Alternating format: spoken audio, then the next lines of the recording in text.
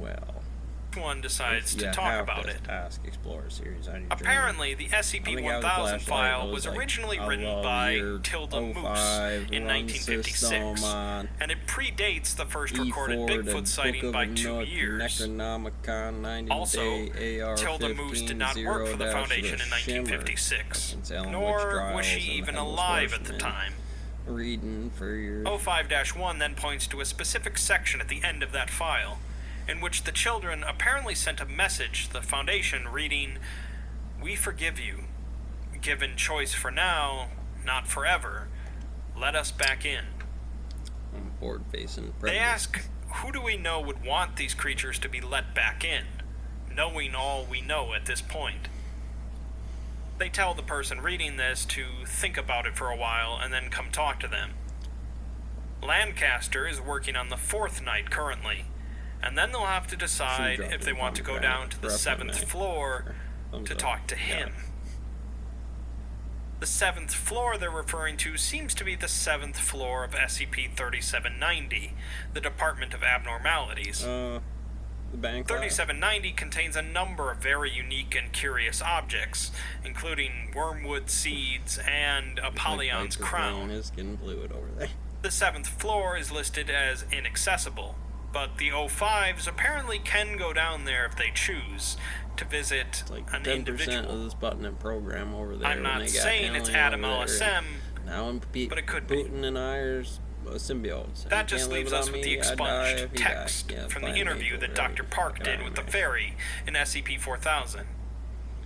When asked about the wish that the Children of the Night made to Titania, the fairy explains that when the first man, Assem, committed the first sin, there was outrage from the fairies, but since Assem was too powerful, they couldn't stand against him.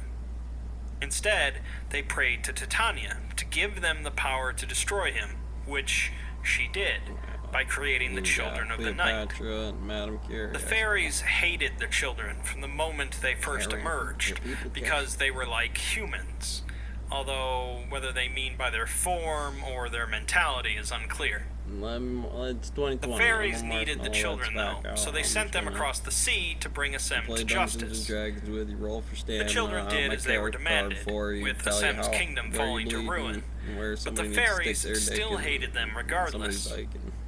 When they returned, rather than throwing them feasts and celebrations, the fairies put them deep into the dark of the forest, away from the stars, reserved only for the fairies. They were merely children in mind, and they were left out of sight and out of mind for 100 million years, and in their isolation, they turned cruel. The Children of the Night eventually prayed to Titania and wished to not be alone anymore, and Titania provided by pulling out her own heart and giving it to them. The Black Dragon. She knew about the fairies' apathy and neglect, and so in giving the children her heart, she became their goddess instead of the fairies, a shame they still bear. The article ends with a picture that one of the doctors grabbed from the temple before fleeing, a picture showing a tall fairy woman surrounded by smaller fairies, with the Children of the Night looming in the background. So, let's do a big recap then, since this was such a lengthy piece. This is not Mayan civilization. The fairies had been on this planet for an unknown amount of time before the first humans came along, led by Adam al-Assem, the first and greatest among them. He committed a terrible blasphemy, according to the fairies, by plucking a star out of the sky and forging it into a crown. Since the stars are sacred to the fairies, they prayed to their goddess of stars, Titania, for the power to make Assem pay for his sin. Up Bruce Lee or something. Titania answered by creating the Children of the Night, large, hairy, humanoid figures that communicate through dreams. Hey, the Children of the Night were sent across the sea to destroy Assem, aided by the fact that they don't seem to be affected by magic or physical harm, and they succeeded, bringing an end to Assem's kingdom. Bill Gates. Afterwards, since they disgusted the fairies so much, they were cast into the depths of the fairies' forest, while the fairies stayed in the treetops so as to gaze at the stars. You're going to give me the carbon index on the children of the night grew stranger and more cruel in the darkness, even if they're not entirely aware of their own cruelty. They were aware of their creator, and prayed to Titania to make them not so alone anymore. In response, Titania tore out her own heart, which they eventually used to create a massive prison, SCP-2932, which contained a SEM, at least for some time. It's possible, although unclear, that this event also caused Titania to become rooted to the earth in the form of a massive tree, which the Children of the Night continued to worship by tossing bodies to it.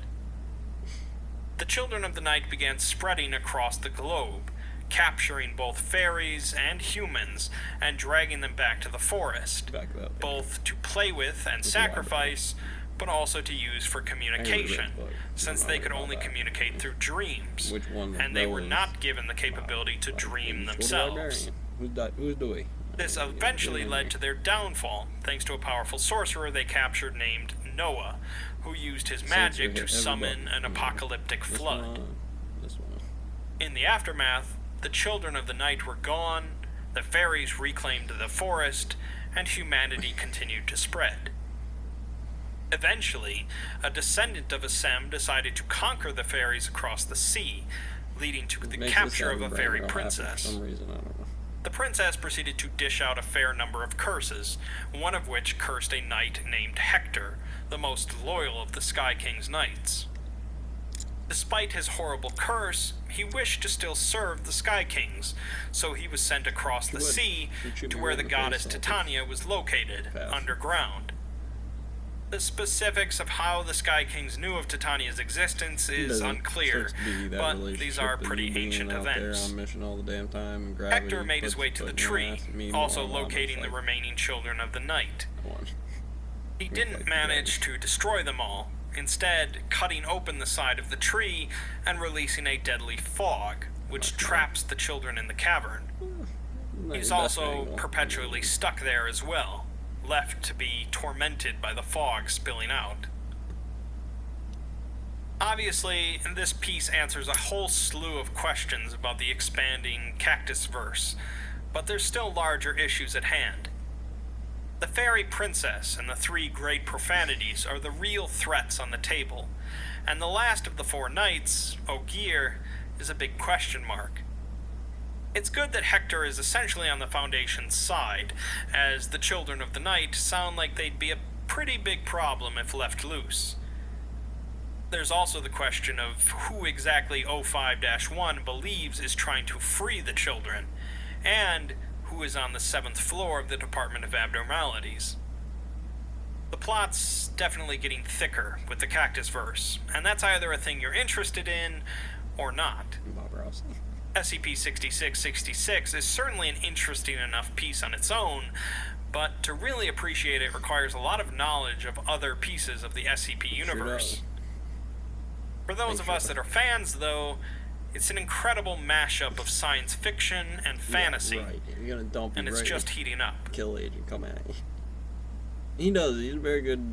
If you're gonna do Anubis, that would be a great way to take the 7-day path to you being dead. Nice soft way to do it. Then the blogger talking about the please, what do you got there?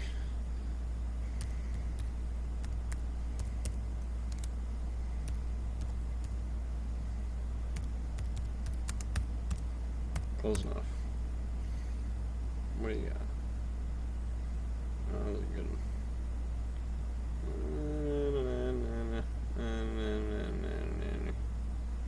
Close. I want him. Oh. Yeah. Close. We just did one recently. We need to get it. Being some of the shit the fucking internet is. Yeah, the Scarlet King 3D engine. That's a fun one.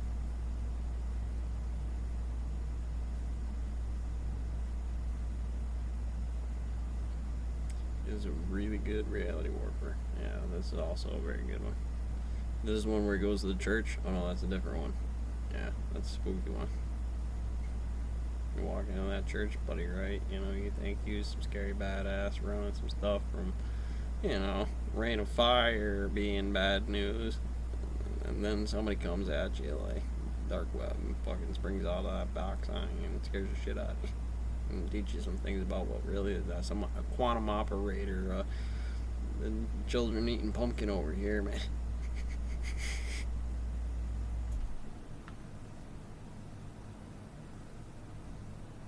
Thank you, Jesus.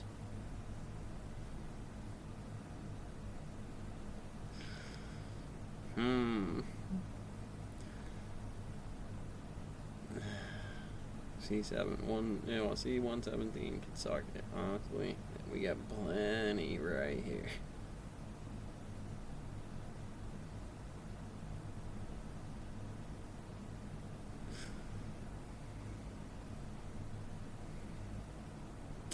Okay, we're not gonna find it. My back line in the day. Must be I don't have it. Oh, it's somewhere's up in here. Also very good. Very good one. I want to do the reality anchor, or the reality warping one.